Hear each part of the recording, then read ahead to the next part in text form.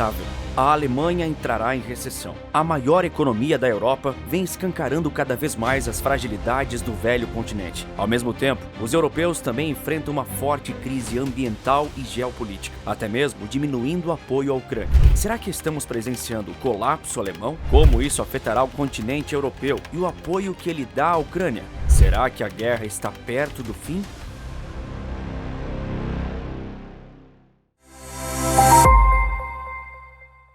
No século XX, a Alemanha foi sinônimo de caos e destruição, causando 2 guerras mundiais, mas ela se reergueu. Hoje é a maior economia europeia. A população viu sua qualidade de vida subir cada vez mais nas últimas décadas, enquanto o país havia se tornado um símbolo de paz. A Alemanha representava sucesso. Mas na mesma medida em que o país germânico representou o que havia de melhor na Europa, agora ele está simbolizando toda a decadência do velho continente. A reunificação alemã com a queda do Muro de Berlim inaugurou uma era de franco crescimento econômico, uma era que agora ficou para trás. Antes de 2020 e sua crise de saúde, a Alemanha era considerada a 4ª indústria mais valiosa de todo o planeta, de acordo com o Banco Mundial. Suas empresas são conhecidas mundo afora: Volkswagen, BMW, Allianz, Siemens, Bayer e por aí vai.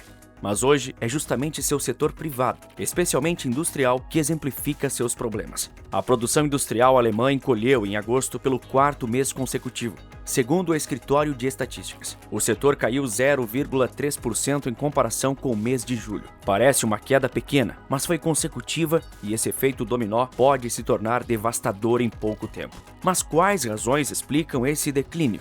De acordo com a Reuters, a fraca economia global e os altos preços da energia exercem um papel fundamental nesse cenário de crise alemã.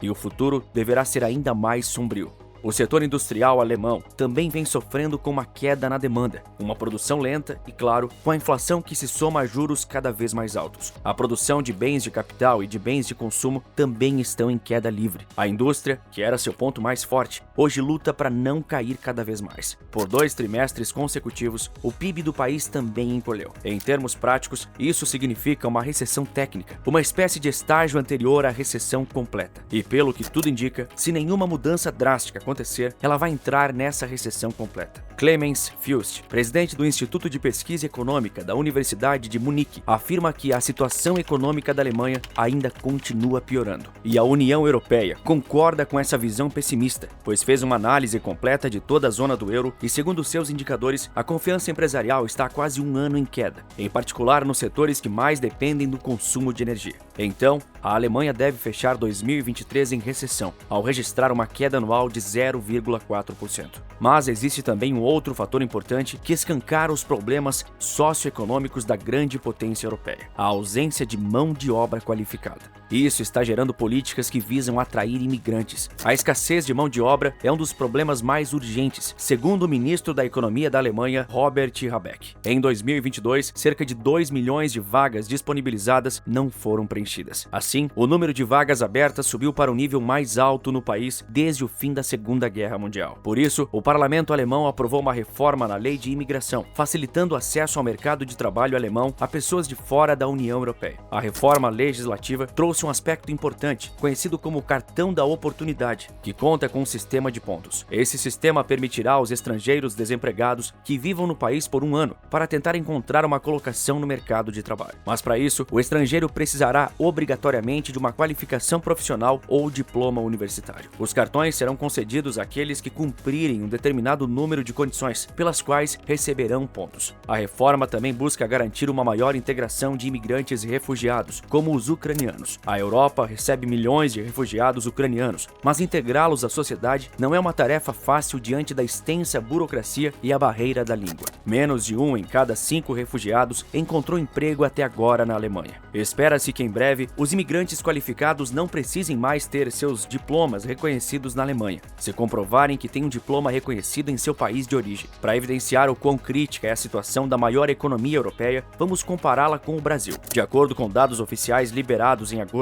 a inflação anual da Alemanha é de 6,2%. Se contarmos apenas a inflação dos alimentos, esse índice sobe ainda mais, ultrapassando a casa dos 10%. O Brasil é um país que convive rotineiramente com inflações altas. Atualmente, nossa inflação anual está na casa dos 5%, ou seja, abaixo da alemã. Enquanto eles estarão em recessão, a economia brasileira deverá crescer 3,3% esse ano. Mas não é só com crise econômica que a Europa está tendo que lidar. Uma terrível crise climática também está acontecendo por lá.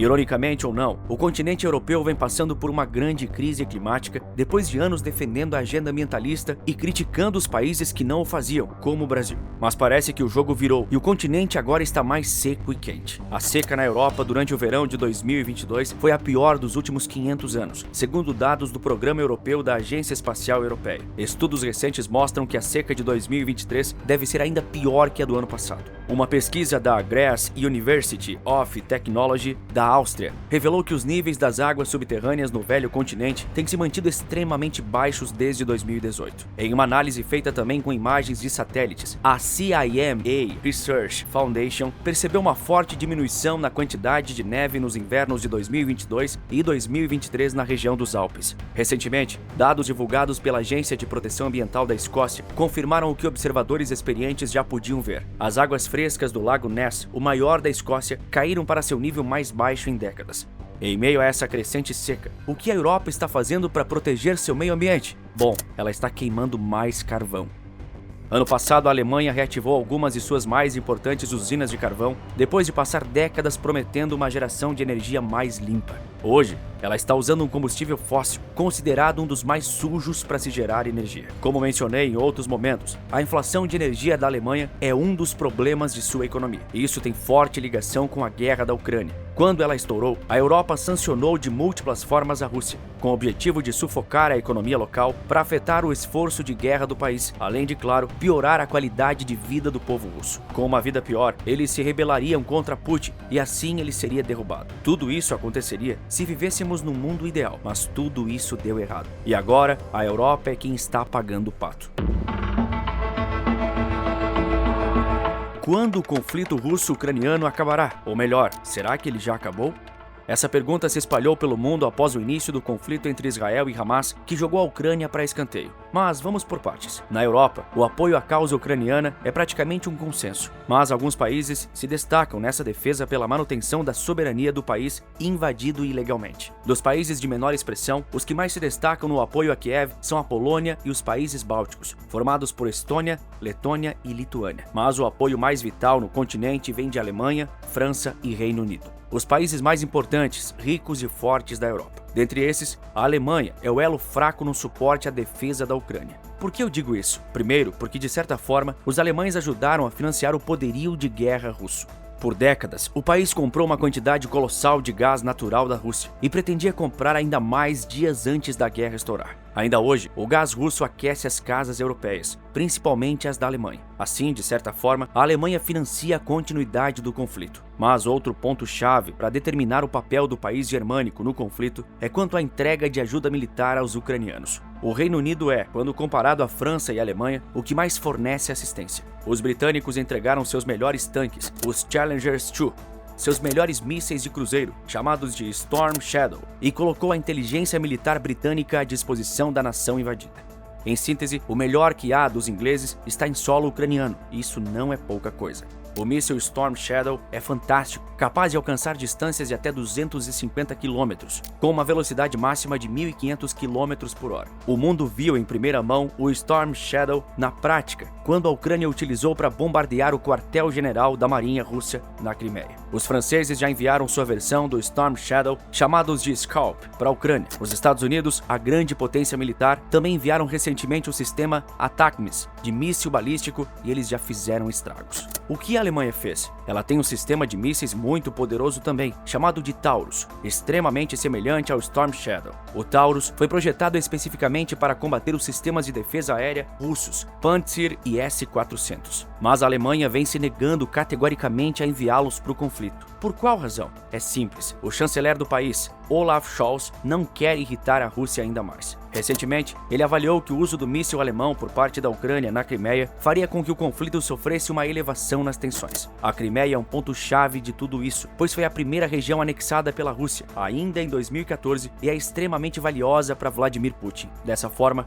a Alemanha não quer se ver envolvida numa ação militar tão delicada. Isso tudo leva à indagação. Seria essa resistência alemã um sinal do fim do apoio à Ucrânia? Não é o primeiro indicativo de que isso pode acontecer. A Eslováquia, outro país europeu que muito ajudou os ucranianos, acabou de eleger um novo primeiro-ministro pró-Rússia, e ele promete não entregar mais nenhuma ajuda militar à Ucrânia. A Hungria, membro da OTAN e da União Europeia, desafia e critica constantemente as sanções à Rússia e o suporte militar à Ucrânia. Também existe a questão americana. O presidente Joe Biden já solicitou ao Congresso dos Estados Unidos mais 60 bilhões de dólares de ajuda à Ucrânia. Porém, existe uma divisão no parlamento americano sobre continuar financiando Kiev. O Partido Democrata de Joe Biden está unido nessa questão, mas a oposição composta por republicanos se divide sobre o tema. Os republicanos parecem mais à vontade em dar dinheiro para Israel do que para a Ucrânia.